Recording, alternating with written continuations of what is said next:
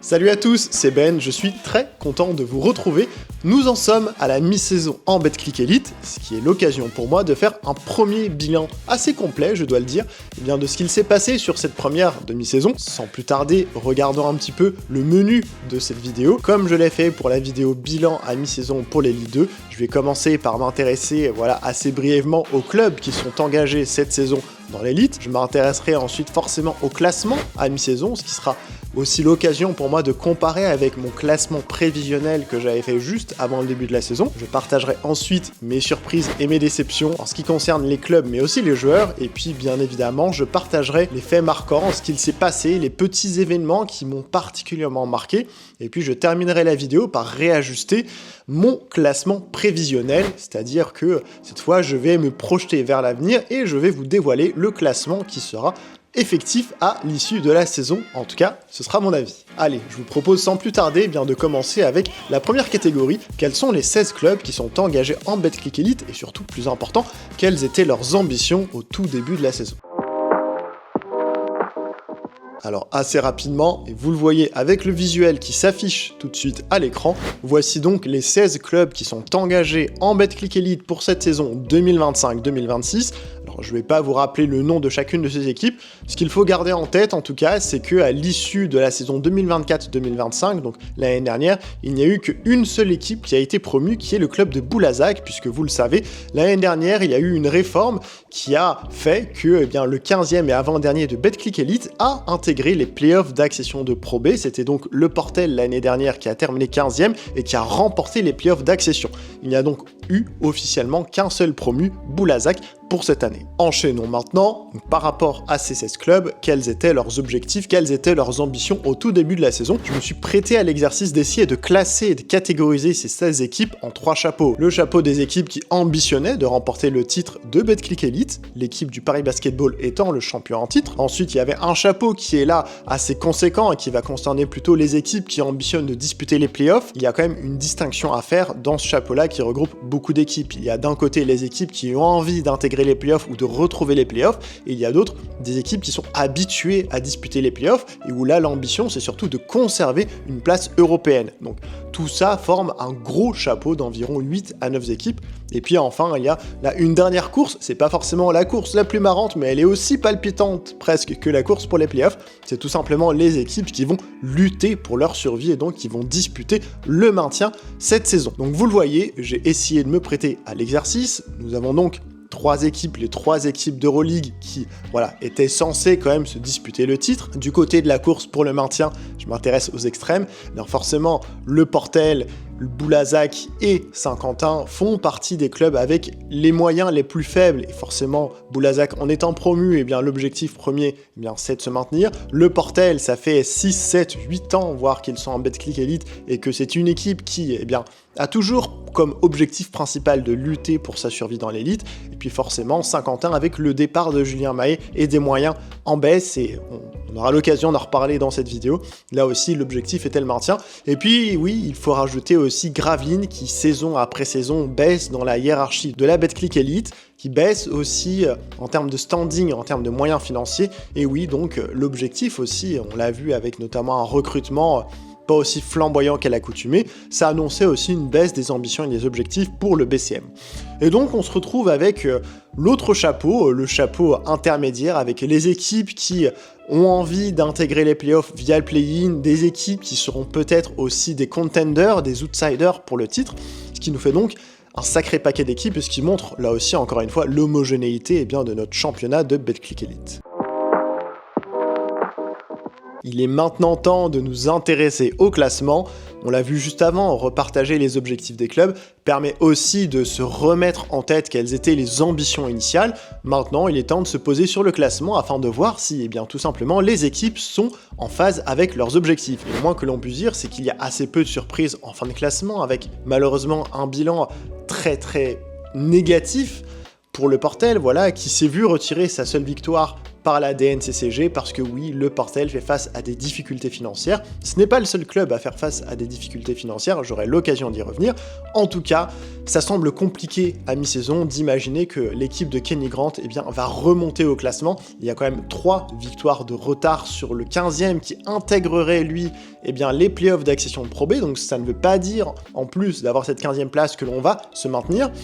Gravelines possède également le même nombre de victoires, mais ça semble assez compliqué pour l'équipe du Portel. Ce qui est aussi intéressant à souligner, je parlais d'homogénéité de notre championnat, entre la première place et la 6e place, il n'y a qu'une seule victoire qui va séparer Monaco de Bourg-en-Bresse.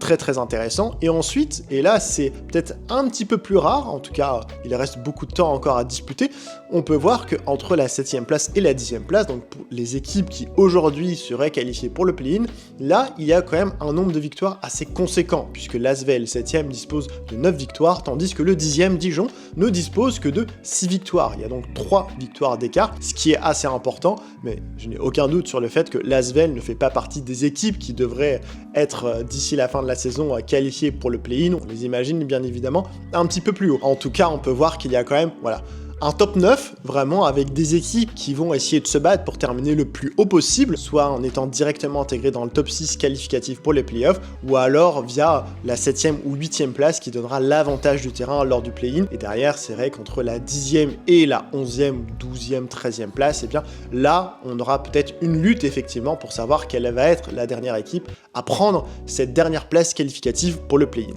Donc ça, c'est le classement à l'instant T, en sachant qu'il y a encore quelques équipes qui ont encore un match à jouer avant d'être véritablement à mi-saison. Ça peut compter bien évidemment. Maintenant, j'aimerais revenir assez brièvement, mais c'est aussi intéressant, sur mon classement prévisionnel, donc le classement que j'avais établi juste avant le début de la saison. Pour rappel, je classais Monaco à la première place, c'est le cas, et je classais Boulazac à la dernière place, ce qui n'est pas le cas. Là où je suis pas trop mauvais, on va dire, c'est quand même pour cibler les équipes qui ambitionnaient de disputer le maintien et qui allaient être plutôt positionnées en bas de classement, puisque hormis Boulazac, on retrouve effectivement le Portel, Gravelines et Saint-Quentin dans les bas-fonds du classement. Et en haut du classement, là non plus, il n'y a pas de grosse surprise. On est habitué maintenant à voir ces équipes évoluer en haut du classement. Ce qui va changer, c'est tout simplement l'ordre, mais on l'a vu dans le classement effectif, il y a 1 à 2 victoires qui va séparer chacune de ces équipes. Donc là encore, tout peut bouger et rien n'est définitif. Ok, donc c'était une superbe transition pour parler maintenant des équipes qui m'ont surprise et des équipes qui m'ont déçu. Je vais commencer par parler des équipes qui m'ont agréablement surprise avec un podium. Et à la 3e place, donc, de ce podium, l'une des équipes qui m'a le plus surprise agréablement, c'est l'équipe de Boulazac, tout simplement. Puisque oui, Boulazac, c'est un promu avec des moyens assez limités, donc on pouvait s'attendre forcément à ce que Boulazac joue le maintien.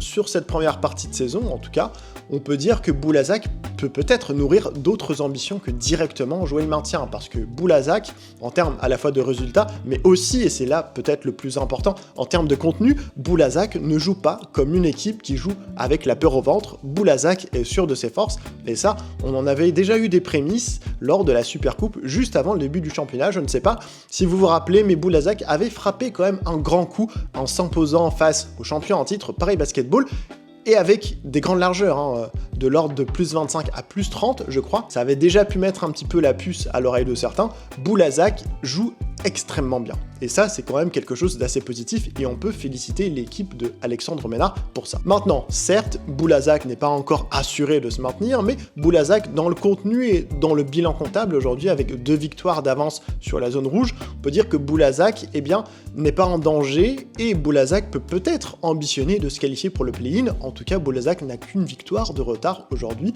sur la 10e place. Donc tout est encore possible pour Boulazac. Et c'est d'autant plus intéressant que lorsque l'on parle de course pour le maintien, un point qui est assez important à souligner, ça va être justement les confrontations directes. Et là, ce que l'on peut dire, c'est que Boulazac, c'est du 100% de victoire face à ses concurrents pour le maintien. Boulazac n'est peut-être pas vraiment en danger, en fait, pour le maintien. Boulazac va peut-être et sûrement même obtenir un point avérage favorable face justement à Gravelines, à Le Portel et à Saint-Quentin, peut-être même face à Limoges, ce qui me permet aussi de dire que peut-être que Boulazac regarde plus vers le haut du classement que vers le bas du classement. Et ça, c'est quand même quelque chose d'extrêmement important. Enfin, le dernier point, ce qui permet encore plus de souligner cette performance quand même, parce que je pense qu'on peut dire que c'est une performance aujourd'hui, ce que fait Boulazac, c'est que Boulazac n'a pas non plus été aidé avec des blessures entre Hugo Robineau, entre Ami Thébault, entre parfois Ousmane Kroulibaly ou KJ Williams, et dernièrement aussi, et voilà, ça a fait quand même pas mal de bruit, l'affaire autour de Jacob Grandison, le Finlandais. Boulazac n'a pas non plus été très souvent au complet, et donc lorsque Boulazac va retrouver un effectif assez complet ou va peut-être recruter pour pallier certaines blessures qui peuvent arriver, Boulazac va vraiment être très très intéressant. Et sur cette première partie de saison, sa découverte, sa transition dans l'élite, en ne disposant pas d'un effectif au complet, je pense qu'on ne peut que féliciter l'équipe de Boulazac pour cette première partie de saison qui est d'ores et déjà réussie. Ensuite, la deuxième équipe dont j'ai envie de parler, et là c'est une équipe que j'aurais peut-être pu mettre à la première place, c'est tout simplement l'équipe de la SIG Strasbourg. La SIG Strasbourg a réalisé un début de saison magistral, une première partie de saison vraiment magistrale, et ce qui me fait les mettre aussi haut dans les équipes surprises, c'est tout simplement que lorsque l'on regarde, soit le classement de Maxi Basket ou Basket Le Mag au début de la saison, voire même le mien, et lorsque l'on regardait un petit peu ce qui se disait sur les réseaux sociaux sur cette équipe de Strasbourg, c'est qu'elle était extrêmement sous-estimée. Ce que je peux comprendre, puisqu'il y avait énormément de rookies, donc de jeunes joueurs dans cette équipe. Il y a eu certes quelques mouvements au début de la saison qui ont très certainement été salvateurs, et notamment le recrutement de Abdoulaye Ndoye pour venir compenser le départ de Adam Abal.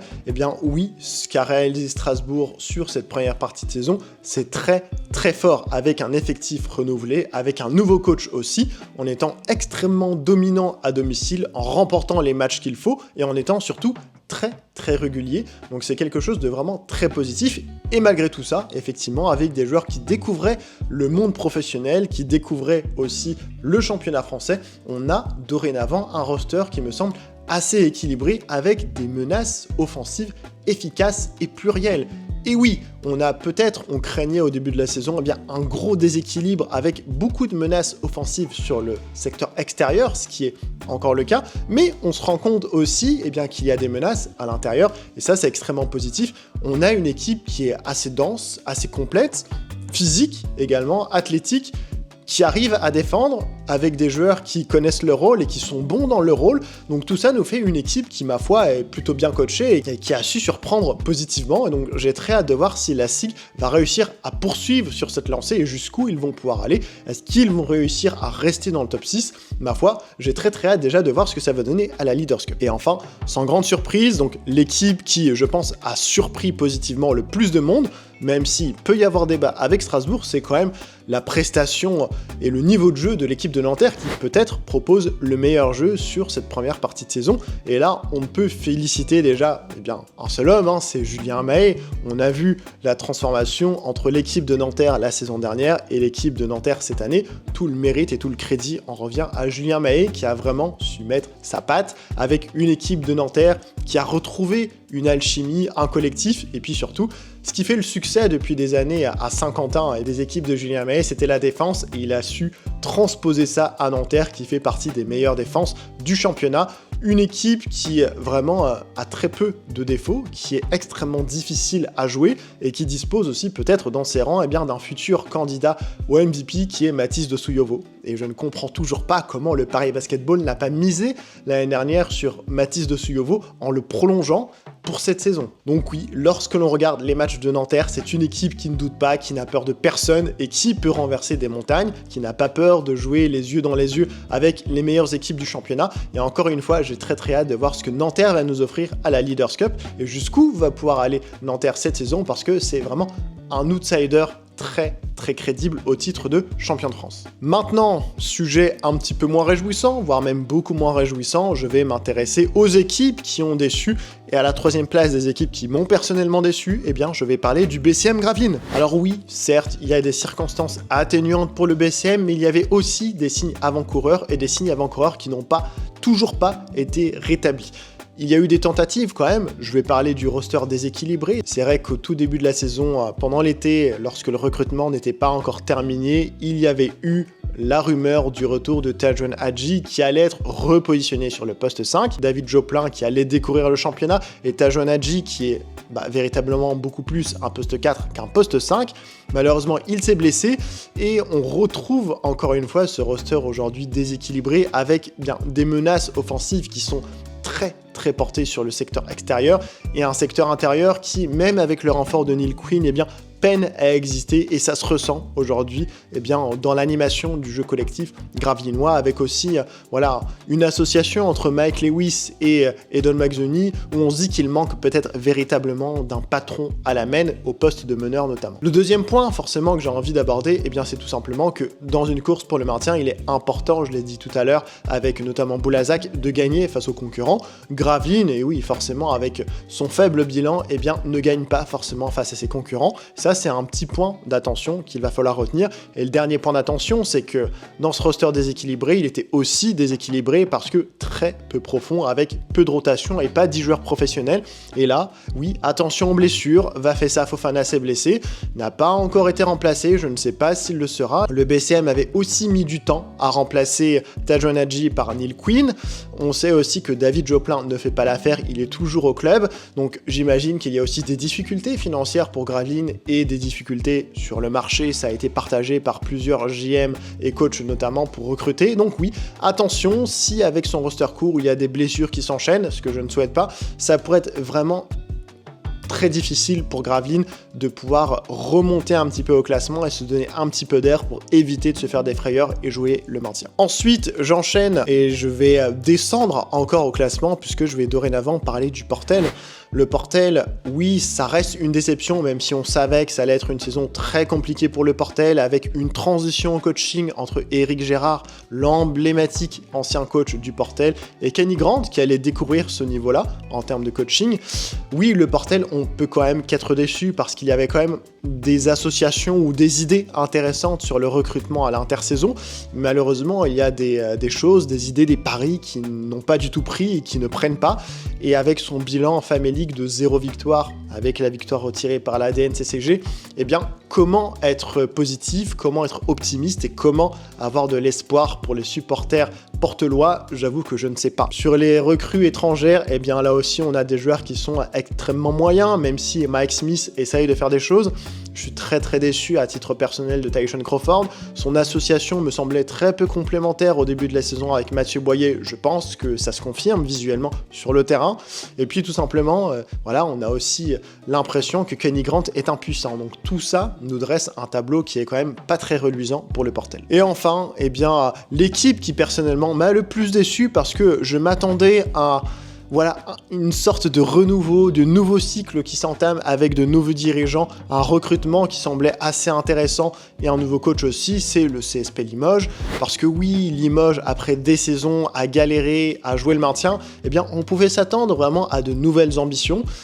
Malheureusement, on est reparti sur une saison plus que moyenne pour le CSP, où l'on se demande véritablement quel est l'objectif cette saison. Est-ce que c'est de retrouver les playoffs via le play-in, ou est-ce que c'est encore une fois de se mettre en sécurité et de valider son maintien le plus tôt possible? Et j'ai l'impression qu'on est plutôt dans cette deuxième optique, même si Limoges me semble avoir de la marge, et notamment parce que derrière, c'est tout simplement encore plus mauvais. Mais je ne dirais pas que le CSP est largement meilleur que des équipes comme Saint-Quentin ou le BCM. Je dirais plutôt que malheureusement, ces deux équipes que je viens de citer sont encore pires que le CSP, ce qui nous donne un tableau là aussi pas forcément très positif et optimiste pour le CSP Limoges. Je parlais de tableau pas forcément positif. Limoges, défensivement, on ne peut pas dire que ce soit positif. Non, loin de là. Limoges affiche le pire defensive rating de la division et pourtant, athlétiquement, physiquement, il y a des joueurs avec du QI basket, il y a des moyens, il y a quand même quelque chose à proposer de ce côté-là. On a aussi des leaders qui sont absents, j'y reviendrai peut-être un petit peu après dans des mentions honorables, et puis aussi il y a une espèce de manque de vécu, circonstances atténuantes, certes, il y a eu quand même pas mal de pépins physiques, Mamadou Guissé, Léon Stergaard, Justin Lewis, Frank Mason, il y a eu beaucoup de joueurs qui ont été impactés, donc forcément pour une nouvelle équipe, nouvellement construite, on sait qu'il y a besoin de jouer ensemble, de créer des repères, créer une alchimie. Donc oui, il y a quand même des circonstances atténuantes pour le CSP, mais ce manque de vécu, eh bien, on le ressent véritablement. Et ça, c'est quelque chose qu'il va vraiment falloir corriger sur la deuxième partie de saison, déjà pour progresser défensivement, collectivement, et puis justement pour essayer de remonter un petit peu au classement, parce que mathématiquement, eh bien, le CSP peut tout à fait croire se qualifier pour le play-in, mais pour ça, il va falloir être tout simplement plus performant. Je vais maintenant parler, encore une fois, des surprises et des déceptions, mais en ce qui concerne les joueurs, et notamment des joueurs qui ont performé et qui ont agréablement surpris. Je vais commencer toutefois, avant de vous dévoiler mon podium, par vous parler quand même de quelques mentions honorables, des joueurs que je n'ai pas intégrés parmi mon podium, parce que choisir, c'est renoncer, il faut faire des choix, mais il y a quand même des joueurs qui ont été extrêmement performants, et je tenais quand même à souligner leurs prestations sur cette première partie de saison. J'ai envie de noter, pêle-mêle Elie Okobo, qui pourrait être l'un des candidats au titre de MVP, Lionel Godou également, qui est incroyable sur ce début de saison, tout comme Kevin Kokila, qui certes commence un petit peu à baisser de régime, mais a réalisé un début de saison exceptionnel. Nathan de Souza également, qui a été aussi récompensé par une nomination au All-Star Game. Bodgatch, l'ailier sud-soudanais de la JL Bourg. Bastien Grassov aussi, Bastien Grassov qui peut-être pourrait être l'une des révélations. Il a su gagner petit à petit, grappiller des minutes, intégrer le 5 majeur du MSB. Il est extrêmement rentable et performant sur ses minutes, et je tenais quand même à le placer dans mes mentions honorables. Pour continuer sur mes mentions honorables, Benjamin Séné, c'est l'un de mes coups de cœur et l'un de mes chouchous cette saison. Je le trouve vraiment incroyable et il colle à merveille au jeu prôné par Julien Mahé. Je finirai avec deux autres noms, à la fois Donta Scott, le coéquipier de Benjamin Séné, et aussi Gabe Brown, l'ailier de la SIG Strasbourg. Maintenant, place au podium, et je vais faire une petite entorse. Ce n'est pas un, mais deux joueurs que je vais nommer à cette troisième place. J'ai envie de parler de l'ailier slovène de la JDA Dijon, Gregor Hrovat, mais également de l'ailier américain du SLUC Nancy, Landers Nollet. Tous les deux dans des styles vraiment extrêmement différents, avec des responsabilités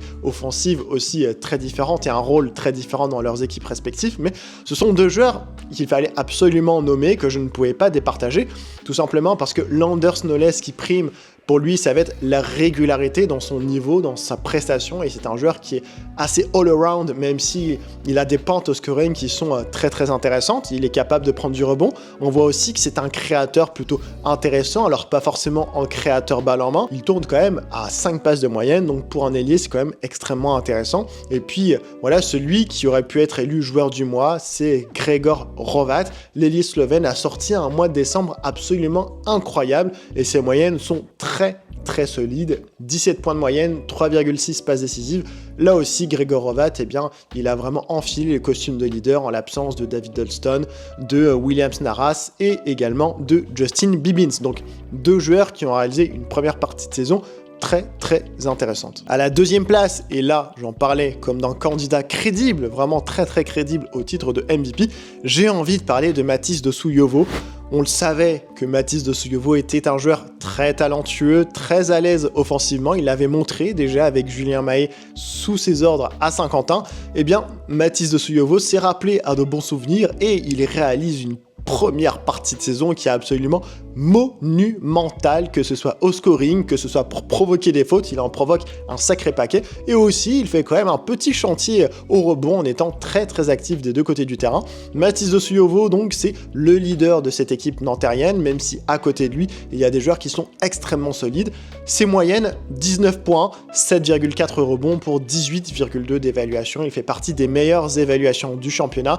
C'est un joueur qui peut être clutch, il l'a montré à différentes reprises, et c'est un joueur qui, avec sa capacité à aller provoquer des fautes et à impacter les secteurs intérieurs adverses, pose énormément de problèmes à absolument toutes les équipes. Donc vraiment très content de revoir Mathis Dossou-Yovo à ce niveau-là cette saison. Et oui, encore une fois, lorsque je regarde la raquette de Paris Basketball, même s'ils l'ont fait signer l'année dernière pour terminer la saison, je ne comprends pas pourquoi ils n'ont pas conservé un joueur avec son talent offensif, mais ce n'est pas Nanterre qui va s'en plaindre. Et enfin, peut-être que vous l'avez deviné, c'était un joueur qu'on n'attendait pas beaucoup. J'ai envie de dire que le joueur qui a le plus surpris aujourd'hui les observateurs, eh bien c'est tout simplement le poste 5 de la SIG Strasbourg, Nelly Junior Joseph, un joueur qui était inconnu au bataillon, voilà, qui découvre le championnat de France, un joueur qui est extrêmement jeune, il me semble qu'il sort justement de NCAA, et ma foi, il réalise des chantiers, il tourne quasiment en double-double de moyenne, 13,7 points, 9,4 rebonds pour 18,3 d'évaluation. Il a la meilleure évaluation du championnat, et si Strasbourg est positionné aussi haut dans le classement, c'est en très très grande partie parce que Nelly Junior Joseph, eh bien, c'est un intérieur qui est très performant. Je parlais tout à l'heure, quand je parlais de la SIG Strasbourg, de menaces efficaces. Il y a vraiment des menaces plurielles. Et oui, on pouvait penser qu'il y aurait un déséquilibre avec énormément de talent offensif sur les lignes extérieures avec Marcus Keane et avec Mike Davis. Et bien justement, Nelly Junior Joseph nous a montré toute son efficacité au tir. Il est très actif des deux côtés du terrain et c'est aussi une menace offensive très intéressante, ce qui crée un axe 1-2-5 à Strasbourg de très très haut niveau. Bravo vraiment à Nelly Junior Joseph qui est une très très belle découverte. On fait la transition maintenant avec les joueurs qui ont un petit peu déçu, voire très grandement déçu. Là aussi, j'ai quelques mentions honorables à vous partager de joueurs qui ont déçu mais que je n'ai pas fait figurer parmi mon podium. Alors lui, très clairement, j'ai hésité très très grandement à le mettre à la 3e place des joueurs qui m'ont déçu, c'est Ismaël Bako, qui arrivait quand même avec un statut assez intéressant d'international belge, qui avait connu l'Euroleague avec l'Asvel, qui rejoignait l'équipe de Paris Basketball, qui, on pointait souvent ces dernières saisons une fragilité dans la raquette à ce poste 5 du Paris Basketball. Eh bien, Ismaël Bako, il était tout désigné pour amener une menace offensive intéressante.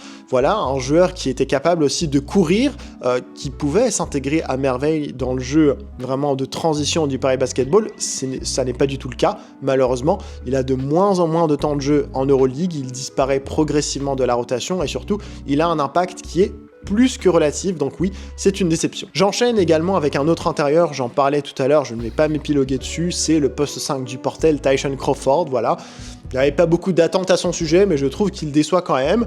Frank Mason, également le meneur du CSP Limoges, il a eu, quelques problèmes de blessure, mais on s'attendait à ce qu'il soit l'un des leaders de cette équipe qui tire l'équipe du CSP vers le haut. Ce n'est pas le cas. David Joplin, j'en ai parlé aussi, poste 4 du BCM.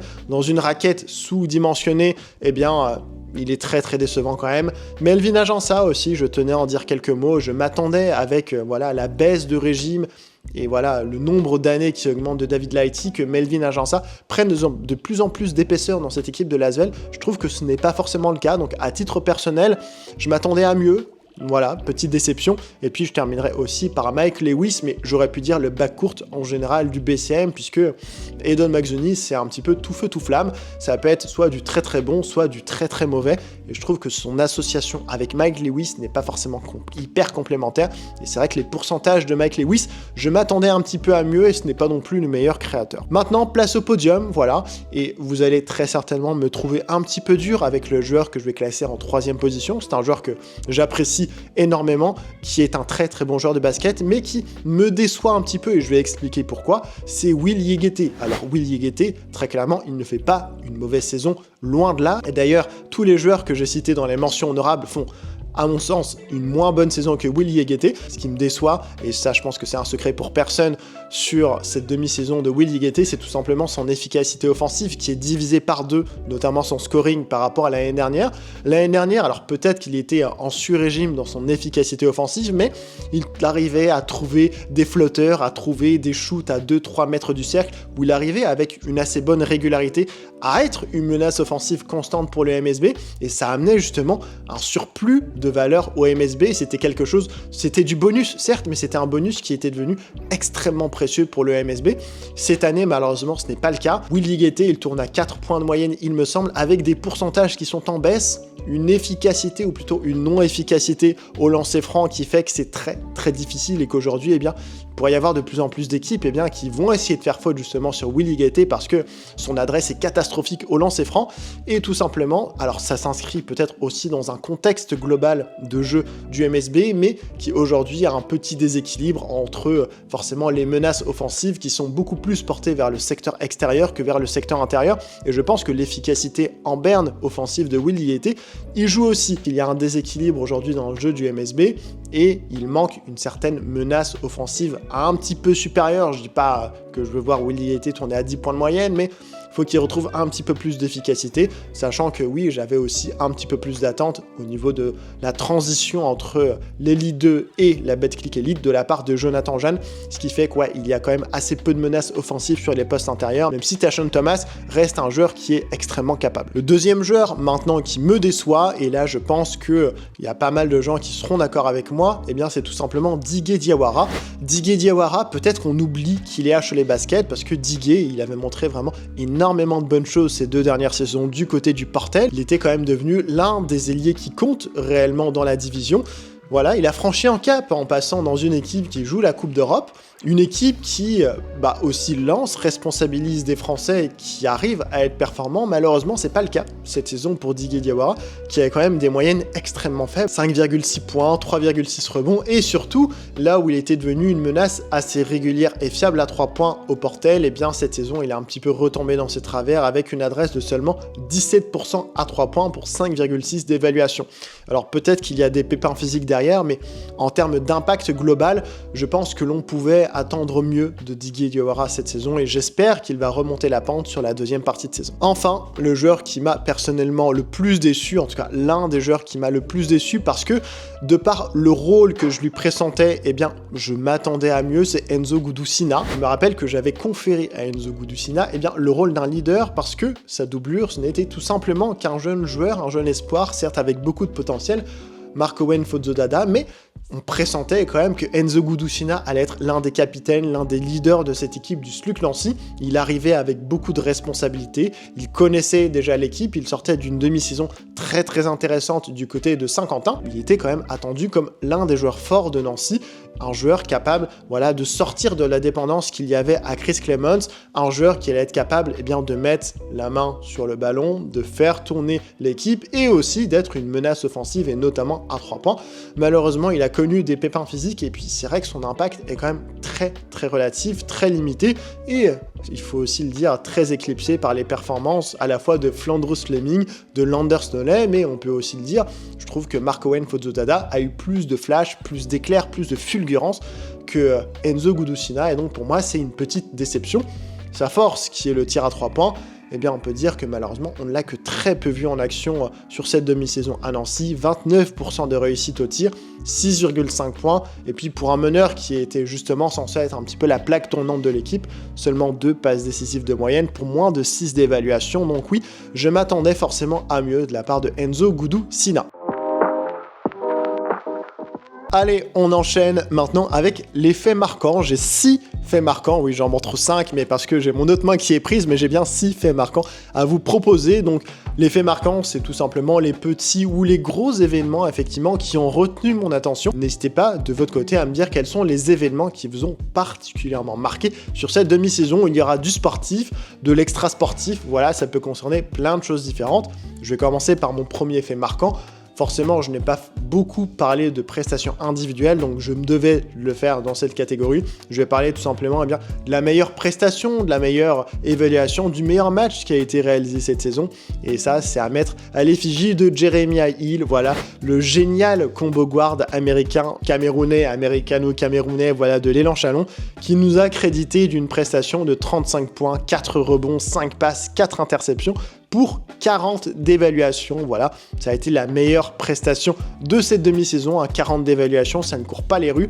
Jeremiah Hill montre encore une fois que Chalon a eu raison de vendre sa cathédrale pour s'attacher ses services encore pour cette saison. Deuxième fait marquant maintenant, ça va concerner globalement un ensemble de petits événements, mais je vais commencer par parler du Portel et je vais commencer par parler notamment moi d'une stat qui m'a choqué, voilà, qui m'a vraiment marqué, ça a été la défaite en Coupe de France du Portel face à Nanterre, qui est, je pense, l'un des records. Le Portel a quand même perdu à domicile de 61 points. Je sais pas si on se rend compte, 61 points, c'est pas le score qu'a marqué le Portel presque, ils ont marqué 60 points, mais c'est plutôt l'écart. Nanterre a marqué 121 points, et donc le Portel a perdu de 60... Franchement, ça me choque. Rien que de le dire, ça me choque. Il y a eu 61 points d'écart entre deux équipes de la même division. Je sais pas si on se rend compte, c'est quand même quelque chose d'assez phénoménal. Surtout que le Portel n'a pas envoyé son équipe espoir. Ils ont envoyé vraiment l'équipe professionnelle sur un match de Coupe de France. Voilà, donc c'était pas la priorité. De là à prendre 61 points d'écart, il y a un gros problème pour le Portel. Et on va dire que c'est un petit peu la cerise sur le gâteau d'une saison qui est vraiment très délicate pour le Portel. Toujours sur le Portel, forcément, on l'a vu un petit peu plus tôt dans le classement, mais c'est tout simplement qu'à mi-saison, avec la victoire retirée par la DNCCG, le Portel affiche 0 victoire. Et donc ça, quand on le lit, quand on le dit, c'est quand même quelque chose qui est assez marquant. Je ne sais pas si ça s'est déjà vu à mi-saison, une équipe qui n'a pas remporté la moindre victoire.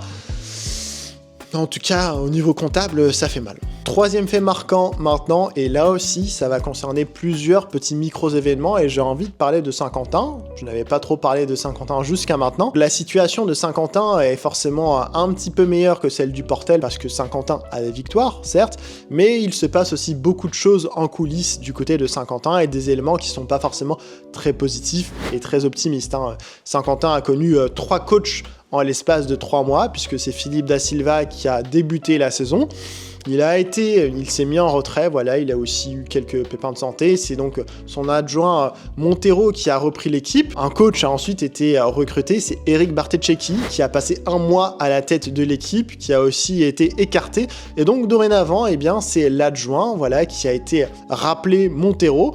Alors voilà, en plus il y a eu pas mal de rumeurs qui ont circulé, on ne sait pas forcément démêler le vrai du faux, en tout cas pas à mon échelle. J'ai vu des articles passés qui disaient que les joueurs, voilà, ne voulaient plus d'Eric Barteceki, qu'ils préféraient rappeler Montero, donc on ne sait pas trop, en fait, il y a un climat un petit peu instable du côté de Saint-Quentin, on ne sait pas trop ce qu'il en retourne, et puis pas fait de visuel pour en parler, mais voilà, Montero ne voulait plus forcément non plus travailler avec l'un des adjoints, qui sera donc un adjoint 100% en télétravail. Personnellement, ça me fait beaucoup rire. Voilà, elle sera en charge de la vidéo. Alors, je ne sais pas s'il faut en rire ou en être triste. En tout cas, il y a quand même pas mal de difficultés du côté de Saint-Quentin dans une situation sportive assez compliquée. Et pour sublimer le tout, il y a aussi des difficultés financières pour le SQBB. L'un des joueurs les plus importants, Jordan Caroline, voilà, le poste 4 américain, est parti et Saint-Quentin n'a pour l'heure toujours pas recruté de remplaçants. Ils ont fait signer un contrat professionnel à un espoir parce qu'il fallait enregistrer 10 pros dans l'effectif et qu'il n'y en avait plus 10. C'est un ensemble de faits marquants entre le Portel et Saint-Quentin. On n'est pas servi dans les bonnes nouvelles cette année. Quatrième fait marquant maintenant, c'est tout simplement, voilà, ça fait écho à ce qui était sorti il y a quelques semaines maintenant, c'est que Monaco, là aussi, fait face à des difficultés financières, alors pas du tout du même ordre, mais Monaco, voilà, doit payer certaines taxes à la Ligue nationale de basket, etc. Il y a quand même des litiges entre la Ligue et Monaco devait tout simplement s'acquitter d'une régularisation d'une de ces taxes pour pouvoir, et là ça a été l'une des menaces de la LNB, peut-être que Monaco pourrait être exclu des playoffs si Monaco ne régularise pas sa situation et ne paye pas ce qu'il doit en théorie ou en pratique, je sais pas forcément comment l'exprimer, à la Ligue nationale de basket. L'échéance était début janvier il me semble, je n'ai pas vu de papier circuler ni du côté de Bibasket ni du côté de Basket Europe sur ce qu'il en est. J'imagine que peut-être que Monaco a reçu un délai supplémentaire, que voilà, ils ont fait appel, ils ont dû faire très certainement appel, mais en tout cas, il y a quand même au-dessus de Monaco le risque, la menace de ne pas pouvoir être inclus aux playoffs de Betclic Elite à la fin de la saison, et ça, si ça arrive, ça pourrait vraiment être un coup de tonnerre sur la ligue, et ça rebattrait l'écart tout simplement dans la course au titre, parce que forcément Monaco est le grand favori au titre de champion de France encore une fois cette année. Cinquième fait marquant maintenant, ça avait été annoncé cet été, il y a dorénavant des arbitres professionnels, il avait été annoncé que 8 arbitres seraient professionnels, aurait ce statut-là, mais malheureusement, j'ai l'impression que d'année en année, et j'ai l'impression encore plus vrai cette saison, il y a de plus en plus de critiques et de débats autour de l'arbitrage, que ce soit de par simplement les observateurs, mais aussi à l'échelle des équipes, des general managers, des coachs également. C'est des choses que l'on entend sans cesse revenir en conférence de presse d'après-match. l'arbitrage, je ne vais pas parler, sinon je vais me prendre une amende, etc. Il y a un vrai sujet autour de l'arbitrage. Malgré tout ça, et c'est quand même quelque chose d'assez positif, il y a quand même des avancées sur la professionnalisation de cette discipline. Et on attend bien sûr que, à ce niveau-là, ça progresse encore et qu'il y ait de plus en plus d'arbitres, tout simplement, qui obtiennent ce statut professionnel. Enfin, le dernier et sixième fait marquant, peut-être le plus important, parce que oui, là aussi, on peut le qualifier de coup de tonnerre, c'est tout simplement ces derniers jours, l'annonce du départ de Nando De Colo au Fenerbahçe. Donc l'ASVEL a consenti à libérer son international, son ex-international français. Ça fait quand même une petite pince au cœur, parce que Nando De Colo, il était exceptionnel cette saison, pour ce qui est probablement sa dernière saison professionnelle. Il leur a apporté beaucoup au basket français, il leur a apporté beaucoup à l'ASVEL, il leur a fait vivre des émotions jusqu'à son dernier match avec l'ASVEL aux supporters rhodaniens, et c'est très positif de voir que Nando De Colo va, pour ses derniers mois de basketteur en activité, avoir l'opportunité d'aller chercher une autre Euroleague. Donc voilà, c'est un petit peu triste de ne plus revoir Nando sur les parquets de Betclic Elite, mais on est très content également de revoir Nando disputer des matchs à enjeu, puisque en termes de matchs à enjeu en Euroleague notamment, c'était pas tellement le cas ces dernières saisons du côté de l'ASVEL. Dernière partie de la vidéo maintenant, il est grand temps de remettre à jour mon classement prévisionnel. Alors quel est le classement que j'imagine à la fin de la saison? Je vous le dis, voilà, il s'affiche à l'écran. Il n'y a pas forcément d'immenses surprises dans le bas-fond du classement, forcément. Pour moi, ça ne bouge pas ou très peu. Je vois Le Portel terminer dernier. Saint-Quentin resté à sa 15e place, juste derrière Gravelines, pour une raison très simple. Si les deux équipes aujourd'hui possèdent le même nombre de victoires, même si Gravelines a un match en moins, les difficultés globales de Saint-Quentin, l'instabilité qui règne aujourd'hui autour de ce club, me font dire que par exemple avec les difficultés financières qui ont été évoquées et déjà le non-remplacement pour l'instant, je dis bien pour l'instant, de Jordan Caroline, s'il s'avère qu'il y a d'autres blessés du côté de Saint-Quentin, ça pourrait être difficile de les remplacer par des joueurs de bon calibre, puisque je rappelle quand même que pour remplacer Jordan Caroline, il y avait eu la piste Kevin Toumba, donc un joueur qui n'a pas du tout, je pense, la qualité, sans lui faire offense, sans lui manquer de respect, de Jordan Caroline. Donc voilà, en fonction des pépins, je pense qu'il pourrait y avoir une deuxième partie de saison qui pourrait être là aussi un petit peu compliquée du côté de Saint-Quentin, même s'il y a du matos. Et puis c'est vrai qu'au-dessus, pour l'instant, Limoges ne m'a pas montré de signes forcément très positifs pour aller essayer de s'intégrer dans le play-in. Boulazac pourrait peut-être, mais peut-être qu'ils vont être un petit peu trop justes. Et donc, j'imagine un play-in composé de Dijon, Cholet, Chalon et le MSB que je vois un petit peu reculer dans la hiérarchie. L'ASVEL un petit peu remonté, mais que je mets quand même à la 4e place. Strasbourg pourrait peut-être avoir quelques zones de flottement et redescendre un petit peu. Et puis, tout simplement, et c'est peut-être l'élément le plus fort qu'il faut noter, c'est que j'imagine toujours Nanterre être classé à la 2e position en fin de saison. Ce qui peut faire la différence, bien sûr, ça va être le fait que Nanterre, comparé aux autres équipes du haut de tableau, c'est le cas aussi pour la SIG Strasbourg, Nanterre n'est pas un club européen. Et donc ça peut jouer énormément. Nanterre a du temps de récupération, du temps de préparation des matchs, du temps pour travailler.